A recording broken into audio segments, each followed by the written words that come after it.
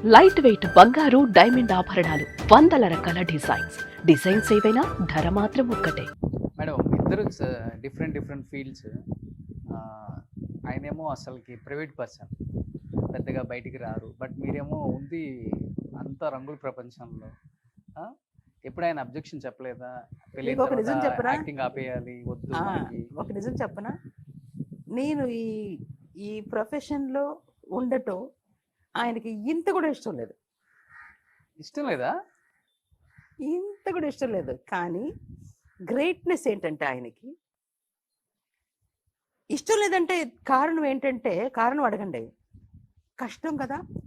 The most toughest profession in the world is film industry. ఎండల్లో వానల్లో ఇప్పుడు ఈ interview ఇచ్చేటప్పుడు ఒక 10 నిమిషాలు మనం చెమటలు కార్చుకుంటే లోపల ఉండలేకపోయాం, బయట గాల్లో కూర్చుందానండి అని అన్నారు మీరు. ఎంత కష్టం. చాలా ఈజీగా అనిపిస్తుంది అందరికీ, వాళ్ళకేంటి పెద్ద యాక్టర్ అని. ఆ యాక్టర్ అవ్వటానికి ఎంత కష్టం, ఎంత వేడి, ఆ లైట్స్.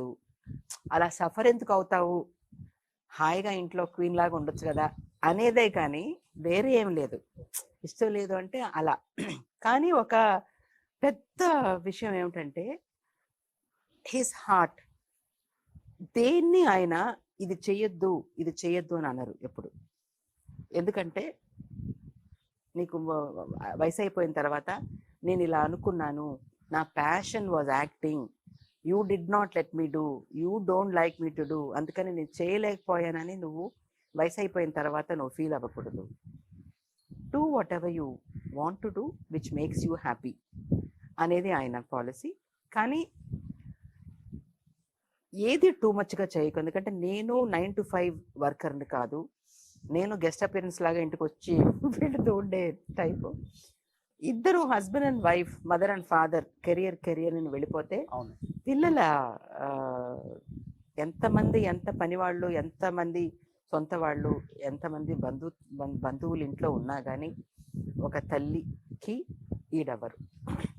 తల్లి పెంచాలి పిల్లల్ని, ఎస్పెషలీ ఆడపిల్లలు మగపిల్లలని కాదు, ఇద్దరిని ఒకేలాగా పెంచాలి ఈ రోజుల్లో. హీ సేస్ నేను అవైలబుల్గా లేను కాబట్టి నువ్వు వాళ్ళ ఆ వయసు వచ్చే టైంలో, ఆ టైంలో పిల్లలు మాత్రం they should not be deprived of parents love. అదొక్కటే నాకు ఇది. అది డిస్టర్బ్ అవ్వకుండా నువ్వు ఏమన్నా చేసుకో. But see that you are available for children when they were not well, when they need you in their teenage, when they want you నువ్వు ఉండాలి. అదొక డిమాండ్ను. నేను వచ్చినప్పుడు నువ్వు ఇంట్లో కళకళలాడుతూ నా కళ్ళకు కనపడాలి. ఓకే. నువ్వు ఎక్కడో అవుట్డోర్లో ఉండి, నేను ఎక్కడి నుంచో ఢిల్లీ నుంచి, బాంబే నుంచి, దుబాయ్, ఆయన డిన్నర్ సింగపూర్లో, ఆయన బ్రేక్ఫాస్ట్ కొలంబోలో, ఆయన లంచ్ మలేషియాలో, అలా ఫ్లై చేసే టైప్ ఆయన. సో నేను ఇంటికి వచ్చినప్పుడు it should be a home for me. నాకు హోమ్ అంటే నా భార్య, నా పిల్లలు నా కళ్ళకు కనపడాలి. ఎందుకంటే దినదిన ఏదో అంటారు కదా, ఏమంటారు, గండం, దినదిన గండం అంటారు flyers. Every flight is my first life, every landing is my second life అని అంటారు. సో అలాంటప్పుడు when we return home I want you to be in the house అని అంటారు. సో అప్పటి నుంచి ఇప్పటి వరకు నేను డేట్లు ఇచ్చినా కానీ కరెక్ట్గా ఆయన ప్రోగ్రామ్ 1 month ముందే వచ్చేస్తుంది కదా. మన సినిమా లాగా కాదు, ఇవాళ క్యాన్సిల్ అవుతుంది రేపు ఉంటుందని కాదు. They're all fully scheduled and equipped. ఆయన వచ్చే టైంకి నేను ఇంట్లో ఉంటాను, ఎప్పుడు ఇంట్లో ఉంటాను. ఏ అవుట్డోర్లో ఎక్కడున్నా సరే ఆ టైంకి నేను ఆ డేట్లు ఇవ్వను.